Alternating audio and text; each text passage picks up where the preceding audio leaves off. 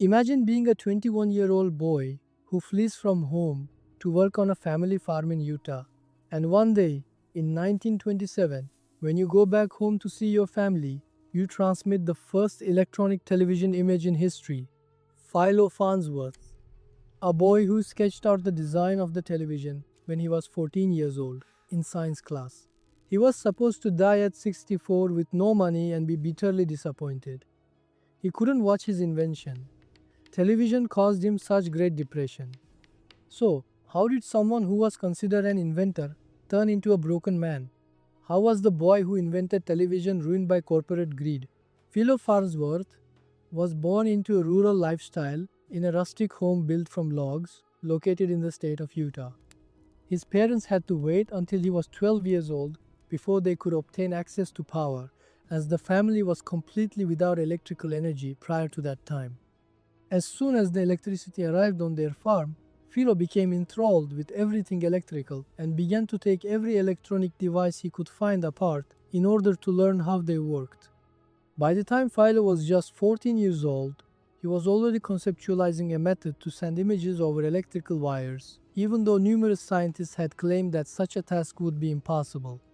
One day, in 1922, while Philo was plowing potatoes in the potato field, he looked at the neat rows of potato plants created by the back and forth motion of his tractor. He had a sudden realization after noticing the rows and thought, what if I could accomplish the same thing with physical pictures? I could arrange the physical pictures in a linear fashion and electronically transmit them? Just like that, Philo Farnsworth, a young boy of just 14 years old, standing in a potato field, had come up with a solution to the mystery of how to create television. Philo ran to his high school chemistry teacher, Mr. Justin Tolman, and drew his ideas about creating television on the chalkboard for him. Mr. Tolman was blown away and retained Philo's sketches, which eventually were used years later for the implementation of Farnsworth's entire patent raid against RCA. Farnsworth managed to get some investors to help him out at age 20. He built a small laboratory within San Francisco, and then, on September 7th, 1927, he did it. The first electronic television image was shown, just one simple line. But it worked. His wife Pam was in the next room. He yelled, "Get over here. You got to watch this." She viewed that line as it was projected on the screen. That line of light was the very first image ever sent through electronic television, and she was watching history occur, literally. A few weeks later, he transmitted a dollar sign, and the investors were asking him why he sent that sign. He laughed and said, "That is all you people are worried about." He was joking, but he was correct at predicting the future.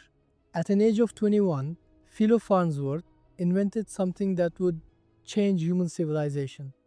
And there was someone of great influence who noticed, and they wanted what he was building.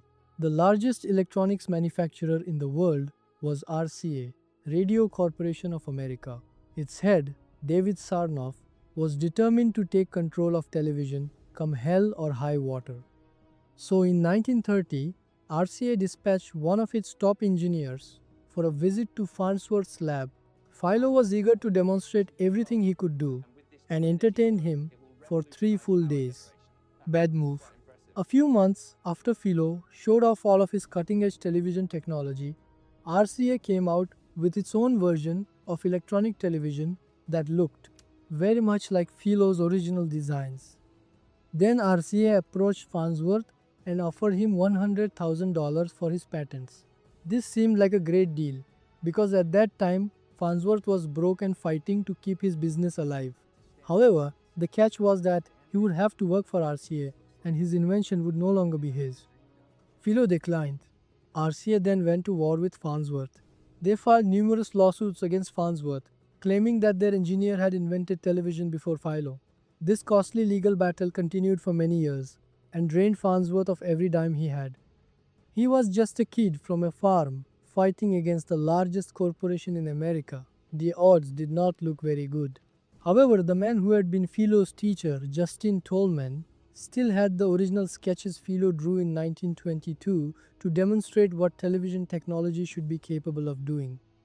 These drawings provided definitive proof that Farnsworth's invention predated RCA's.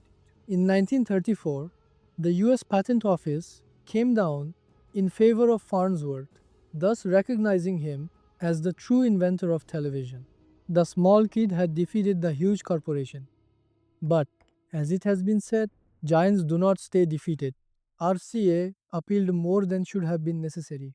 Litigation continued against Farnsworth for 5 additional years, dragging the process out while draining him of money and prestige. By 1939, they finally settled, but their check was worthless, as Philo's health and finances had already diminished tremendously. He was drinking just to cope with each day. The real tragedy is that when RCA announced their settlement with Farnsworth, Sarnoff made his first television appearance on .jpeg exhibition television and broadcasted a statement announcing that RCA invented television. Philo never received a mention in the statement. For years, this misrepresented fact was propagated in textbooks and general history books represented RCA as the inventors of television, erasing Farnsworth. In later life, Philo would not allow his children to view cartoons on television, stating that it cost his family too dearly. Philo experienced depression and alcoholism at the ending of his life. On the 11th of March 1971, Philo Farnsworth died after filling the world with hope and laughter at only 64 years old.